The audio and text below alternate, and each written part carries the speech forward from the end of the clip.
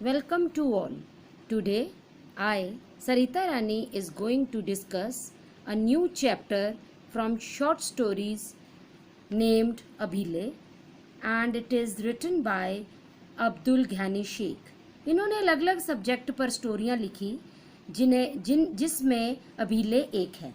अबीले एक लद्दाखी स्टोरी है और अबीले का लद्दाख में मतलब है दादी। इस कहानी में हम पढ़ेंगे कि कैसे आज की युवा पीढ़ी बिना किसी झिझक के कहीं भी पढ़ने लिखने चले जाते हैं, परंतु हमारे बुजुर्ग जो पढ़े लिखे नहीं हैं इसको समझ नहीं पाते। इस कहानी में कुछ इस तरह के सवाल जवाब आज हम पढ़ेंगे। कुछ शब्द जो लद्दाख में इस्तेमाल होते हैं जैसे कागा, एल्डर ब्रदर यानी बड़ा भाई, अगू अंकल, अबा फादर, एची आंट। आओ कहानी पढ़ें और समझें। When Abile heard the news of the earthquake in Turkey, her face turned ashen. Choked with tears, she said, "Oh, protector, you are Rahim wa Kareem, so merciful and benevolent. Have pity on my granddaughter, Ruxana. Keep her safe." जब अबीले को तुर्की में आए भूकंप की खबर मिली, उनका चेहरा पीला पड़ गया, गला भर गया और बड़े भावुक स्वर में होकर बोली, हे अल्लाह, तुम रहीम हो, करीम हो, अधिक दयालु, बड़े परोपकारी हो, मेरी पोती रुखसाना पर दया करना। हे प्रभु, उसे सेफ रखना, सुरक्षित रखना। All of us burst out laughing. Kaga, my elder brother said, Abhi, Rukhsana is in Srinagar. The earthquake has hit Turkey, which is thousands of miles away from Srinagar. But tears rolled down Abile's sunken cheeks. It is not an easy task to cajole our Abhi or make her understand. How can one explain that world has nearly 200 countries and that all places are not like our village with its merely 40-50 houses? हम सब हंस हंस कर लोटपोट हो गए। बड़े भाई, जिसे लद्दाख में कागा कहते हैं, ने कहा, रुखसाना श्रीनगर में है, भूकंप तो तुर्की में आया है जो कि हजारों मील दूर है। पर दादी अबीले की बूढ़ी और पिचकी गालों से आंसू गिरने लगे। हमारी अबी को बहलाना मीन्स कैजोल, फुसलाना आसान नहीं है, क्योंकि ऐसा कैसे समझ सकता है कि पूरी दुनिया में करीब 200 देश हैं और ये सभी हमारे गांव जैसे नहीं हैं जहां सिर्फ 40-50 घर हैं। She had become increasingly apprehensive since the evening Rukhsana departed to Srinagar. The bus in which Rukhsana was travelling had broken down near Kargil. Abile argued that if the bus had broken down, it must mean that Rukhsana had not survived. अभी शाम से ही चिंता कर रही थी। Apprehensive means चिंता करना, क्योंकि उसे श्रीनगर जाना था। किसको जाना था? रुखसाना को। जिस बस में रुखसाना सफ़र कर रही थी वो बस करगिल के पास पहुंचकर खराब हो गई। पर बस का खराब होने से अभी का मतलब था कि रुखसाना बच नहीं सकी, यानी वो शायद उसको कोई नुकसान हो गया या रुखसाना जो थी वो बच नहीं पाई थी।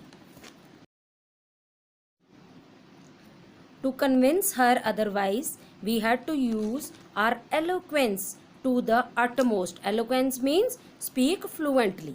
Kaga consoled her, Abile, if the bus stopped working, it doesn't mean that it has had an accident.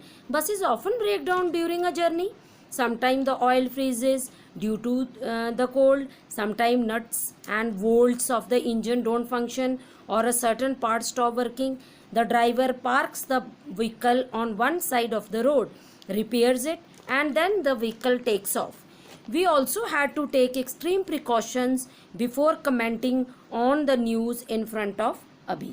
पर अभी को समझाने के लिए कि रुखसाना बिल्कुल ठीक है, हमें हर संभव तरीके को अपनाना पड़ा।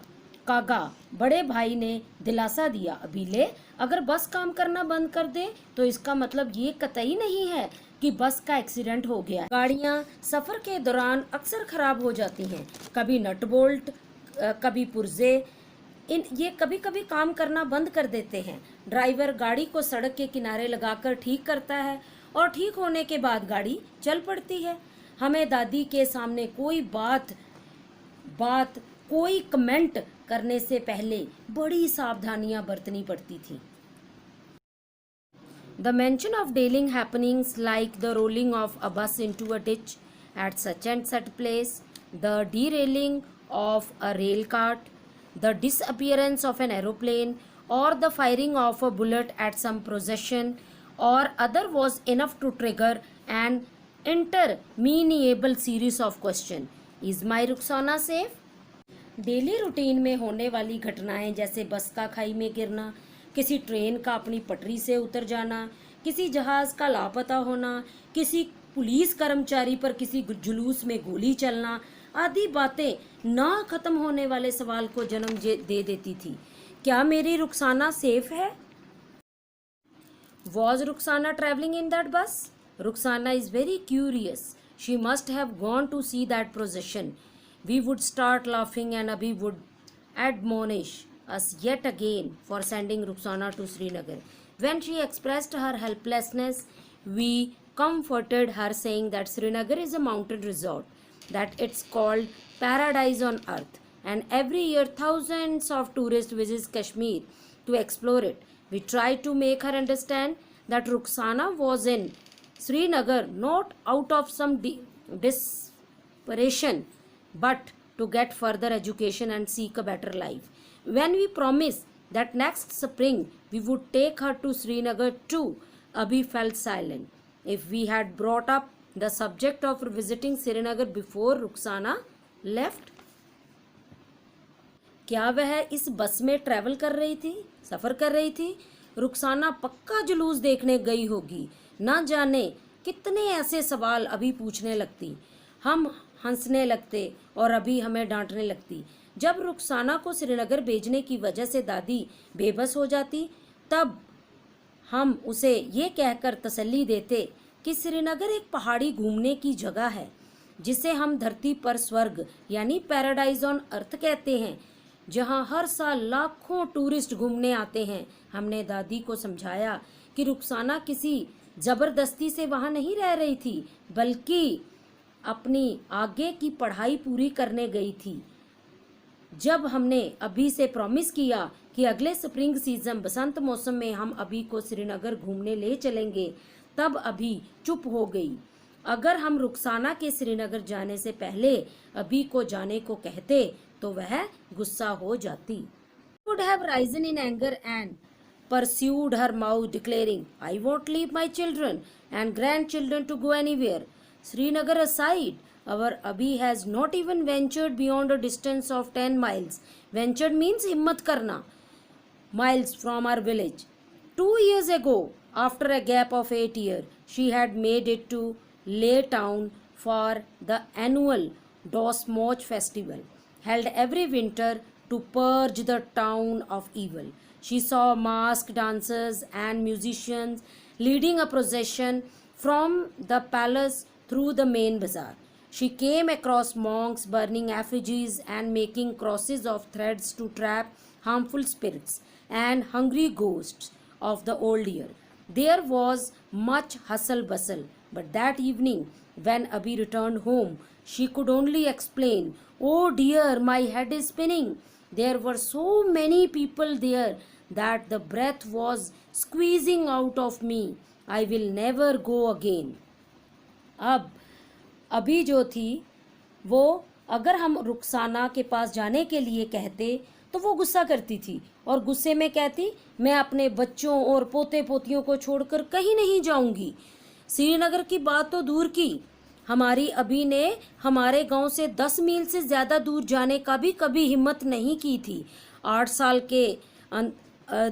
साल के गैप के बाद 2 साल पहले वो जो हर वर्ष डॉस मोचे त्यौहार के समय ले गई थी, जो हर सर्दी के मौसम में उस शहर को बुराई से मुक्त करने के लिए मनाया जाता है, उसमें मुखौटे पहने डांसर्स, गीतकार को देख जो महल से शुरू हुए और मुख्य बाजार में से गुजरते हुए जुलूस के आगे आगे चल रहे थे।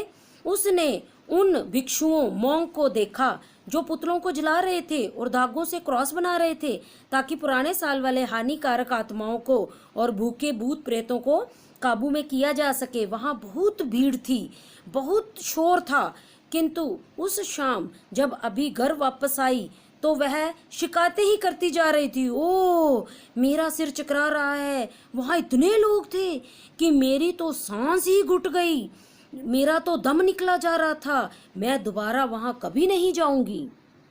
During those days, the daughter of a distant relative came to visit us in our village. She lived in Delhi. Abile did not recognize her and kept staring at her.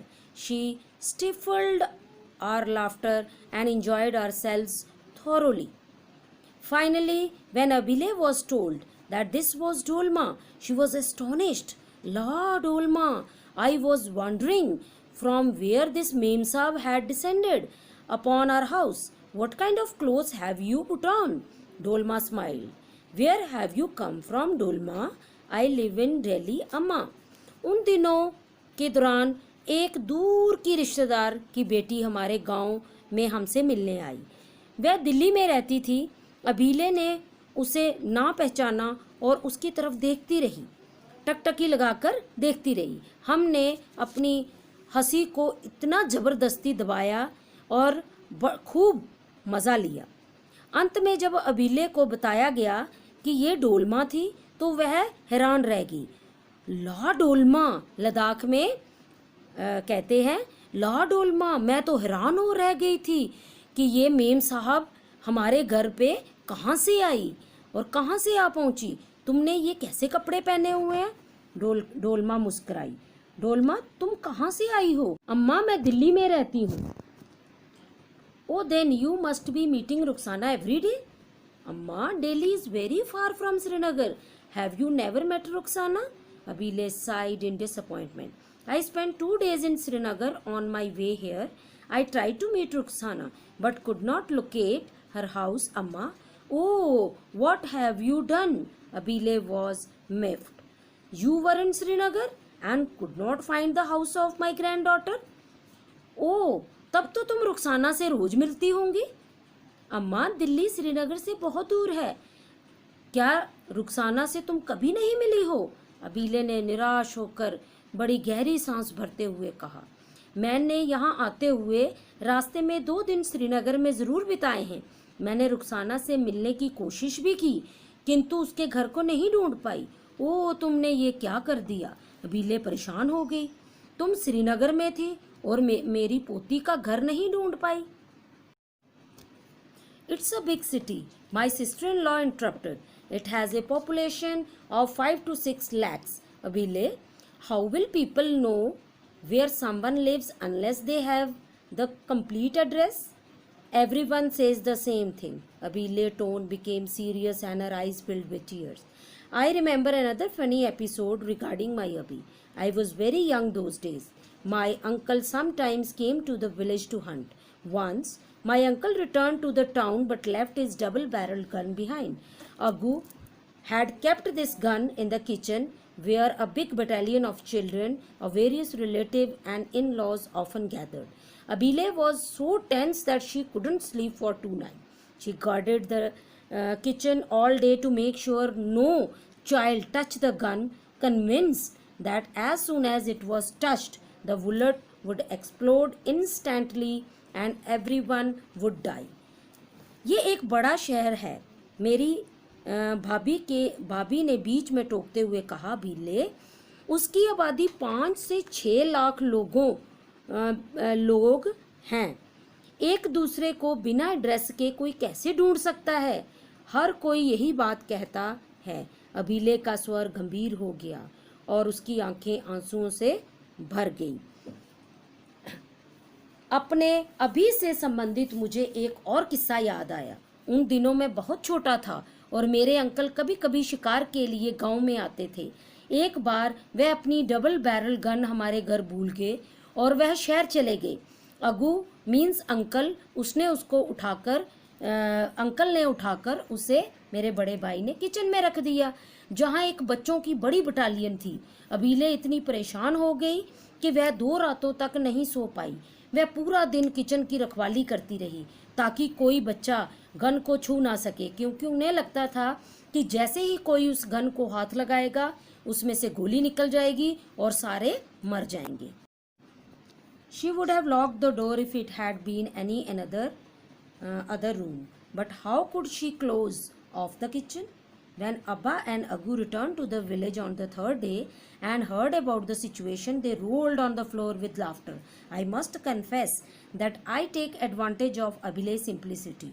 The army of children always present at our home tears my notebooks to make kites and boats, rippling the sheets to shreds with scissor-like fingers. I put on a tearful face before Abhi and tell her that these papers are official.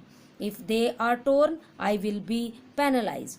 These words work like magic on her, and she preserved my papers with such intense care that no child would dare to even look at them. Not stopping at, she saves all sort of scraps and tidbits. Even when I am away and when I go to village, she presents them to me. अगर उनके पास कोई और कमरा होता तो वह उस कमरे को लॉक कर देती, पर वो एक किचन था जिसे वह लॉक नहीं कर सकती थी। जब अब्बा और अगू शहर से वापस आए, तीसरे दिन वापस आए और उन्होंने इस वाक़ये के बारे में सुना तो हंसते हंसते उनका बुरा हाल हो गया। मैं भी ये कन्फेस करता हूँ, मैं भी ये स्वीकार करता हूँ कि मैंने भी दादी के भोलेपन का बहुत ज़्यादा फ़ायदा उठाया है। बच्चों की सेना जो हमारे घर में हमेशा रहती थी, मेरी कॉपियों को फाड़ देती थी। उनकी कभी किश्तियाँ बना दी, कभी पतंग बना दिए और कैंची जैसी उंगलियों के जैसे पन्ने फाड़कर उनको टुकड़े टुकड़े कर देते थे। अभी के सामने मैं रोनी सी सूरत चेहरा बना लेता और उसे कहता कि ये कागज़ सरकारी हैं, अगर इन्हें फाड़ दिया गया तो मुझे पनिशमेंट दी जाएगी। ये शब्द, ये वर्ड्स एक जादू का असर करते थे और वह इतनी सावधानी से मेरे कागज़ संभाल कर रखती कि कोई बच्चा उन पर नज़र डालने की हिम्मत भी नहीं करता। केवल इतने से संतुष्ट ना होकर वह कागज़ की छोटी छोटी पर्चियाँ या टुकड़े भी संभाल कर रखती, और जब मैं कहीं गया भी होता हूँ और जब मैं गांव में लौटता हूँ तो वह मेरे सामने इन सबको इकट्ठा करके रख देती थी।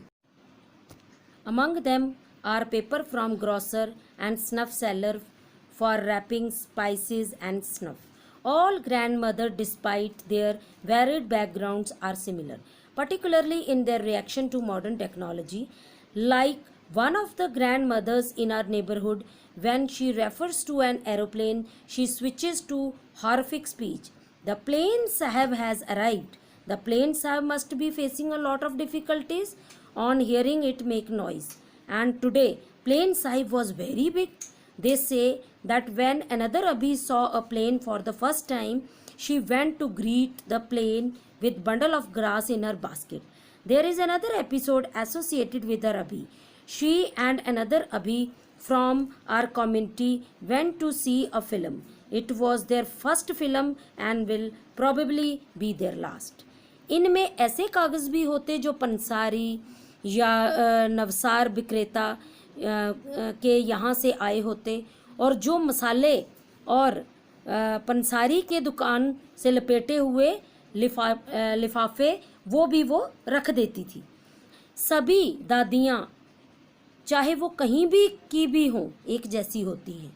विशेष रूप से जो आज की जो हमारी मॉडर्न टेक्नोलॉजी है उसके प्रति उनकी जो धारणा है, उनका विचार जो है वो एक जैसा ही होता है। जैसे कि हमारे पड़ोस में रहने वाली दादियों में से एक है, जब वह किसी एरोप्लेन की बात कर रही होती हैं तो वह इज्जत भरे शब्द में बात करने लगती हैं।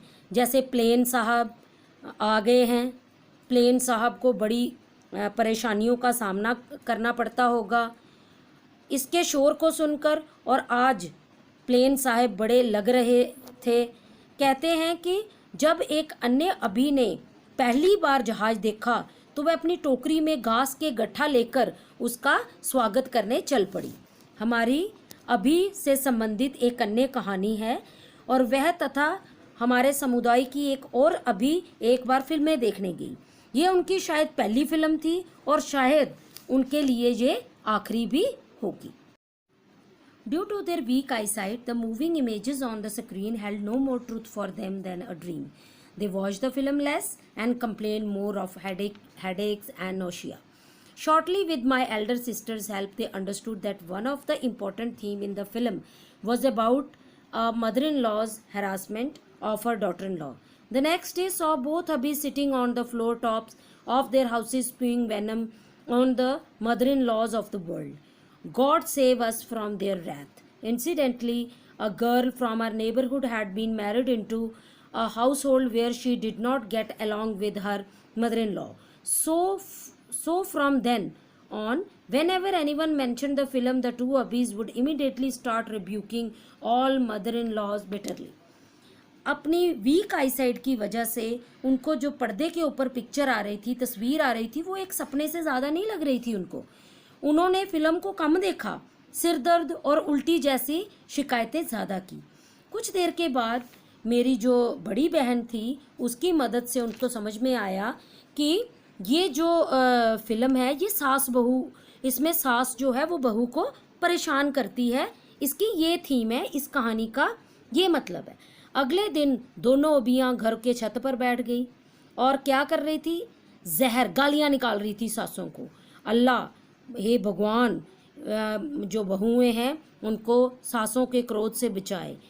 अचानक हुआ क्या, ऐसा संयोग बना कि हमारे पड़ोस की एक लड़की एक ऐसे घर में ब्याही हुई थी, उसकी शादी ऐसे घर में हुई थी जहां उसकी अपनी सास के साथ नहीं बनती थी।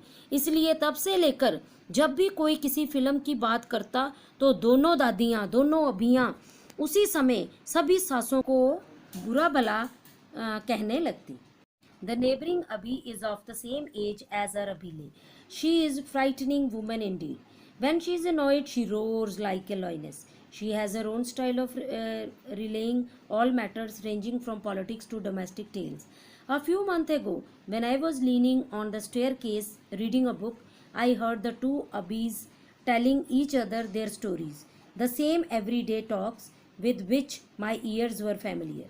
Surely it's an omen, signaling that the day of judgment is near.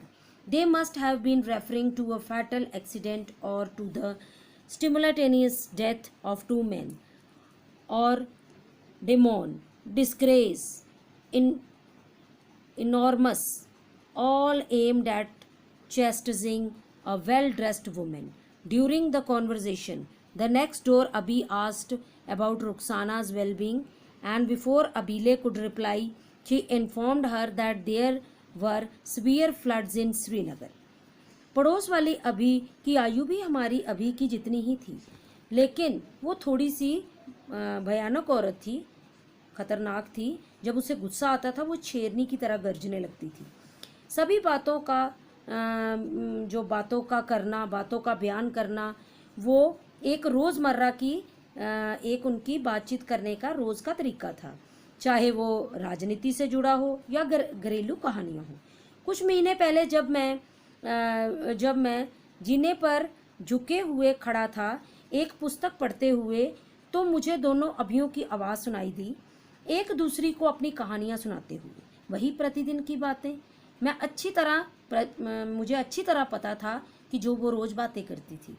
निश्चित ही यह एक संकेत है जो इस बात को इशारा करता था कि प्रलय का दिन आने वाला है। वे अवश्य ही किसी घातक दुर्घटना या दो आदमियों के एक साथ मारे जाने के बारे में बात कर रही होंगी, या ऐसे शब्द बोलती, लानत, मूर्ख, इस तरह की बातें बोल रही थी।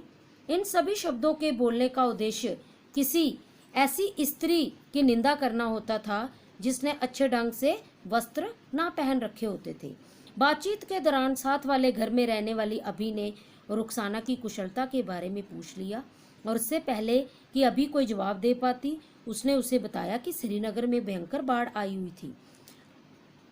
I closed the book I was reading in dismay and awaited Abile's reaction. La, screamed Abile. Floods? Where did you hear this news, Hajira? I was on the Raldi yesterday.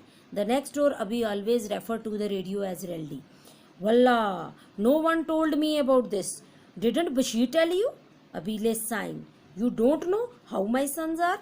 After a few moments, she said, I will go down, Hajira. My heart is thumping loudly. I heard the echo of her footsteps. Now calamity has befallen us. अब क्या होता है कि बहुत निराश और परेशान होते हुए मैंने वह किताब बंद कर दी जो मैं पढ़ रहा था और अबीले की रिएक्शन की प्रतीक्षा करने लगा। ला, अबीले चिल्ला उठी, बाढ़? हजीरा, तुम्हें ये खबर कहाँ से मिली? कल रैल्डी में आई थी। रैल्डी मतलब रेडियो। हजीरा के मुताबिक रेडियो को वो रैल्डी कहती थी। वल्ला, मुझे किसी ने इसके बारे में बताया नहीं। क्या तुम्हें बशीर ने नहीं बताया? दूसरी अभी पूछती है। अबीले ने बड़ी गहरी सांस लेते हुए कहा, तुम नहीं जानती मेरे बेटे कैसे हैं। कुछ पल बाद उसने कहा, हजीरा, मैं नीचे जाती हूँ, मेरा दिल जोर जोर से धड़क रहा है। मैंने सोचा और नीचे भाग लिया। सीढ़ियों को एक दो सीढ़ियों को लांघते हुए मैं नीचे आया और मुझे ऐसा लगा कि जैसे हमारे ऊपर कोई ना कोई मुसीबत आ पड़ी है।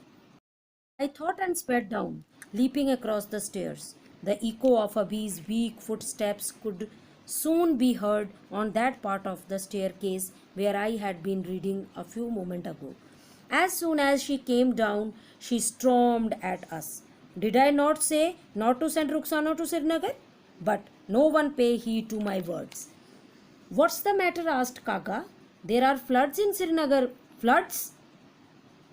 Abile waved her hands in agitation. So what? Kaga was irritated. It's a big city. Floods come, storms come, fire blaze. मैंने सोचा कि अब हमारे घर के ऊपर कोई आफत आ गई। अभी के कमज़ोर कदमों की आवाज़ जल्दी ही सीढ़ियों के उस भाग पर सुनाई पड़ने लगी जहां मैं थोड़ी देर पहले पढ़ रहा था।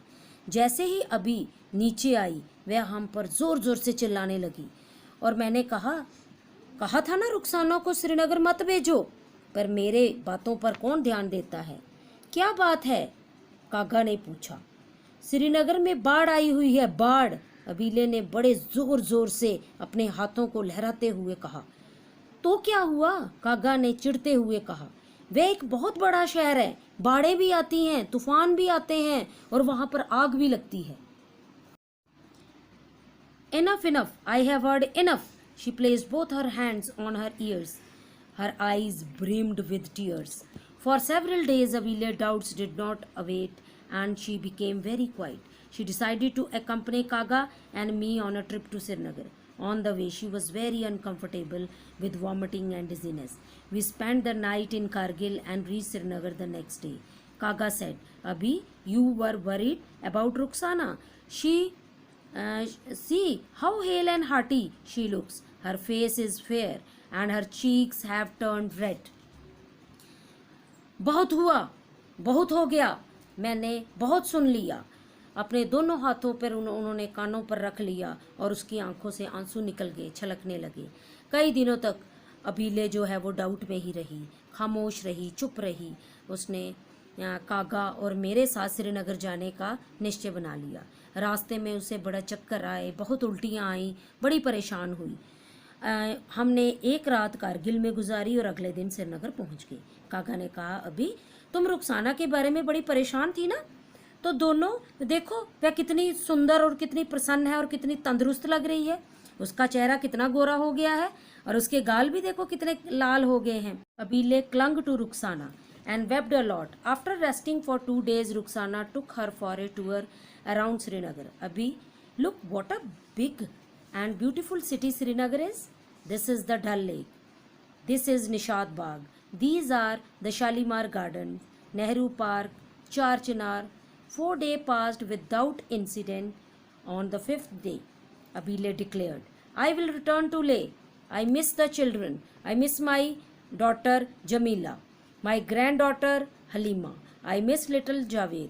She insisted on this in such a manner that on the very same evening we had to purchase return tickets to Leh for ourselves and our Abhile. अबीले Rukhsana से बड़ी ज़ोर से चिपक गई और बहुत रोई। 2 दिन आराम करने के बाद रुखसाना उसे श्रीनगर घुमाने ले गई।